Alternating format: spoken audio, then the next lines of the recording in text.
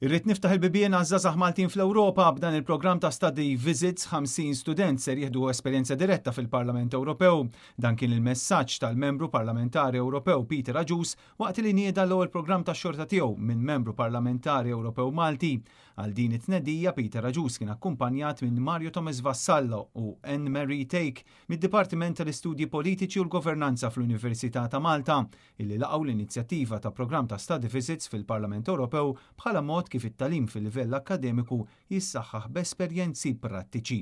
Waqt it-tnedija Peter Aġus qal li bil-programm ta' study visits kull sena madwar 15 student fil-livell terzjarju ser jibbenefikaw minn iżjarat sa 3 ġimgħat fl-uffiċċju tiegħu fi Brussell li matulhom jiksbu esperjenza ta' xogħol politiku u amministrattiv filwaqt li jkollhom aċċess għall Parlament Ewropew u riżorsi varji tiegħu, partikolarment fir-riċerka.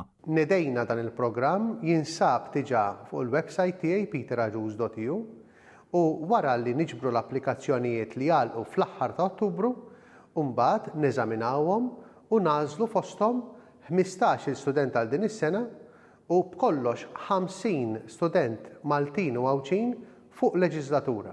Intqal ukoll li ser tingħata għotja ta' €700 li tkopri l-ivvjaġġar u akkomodazzjoni bażika.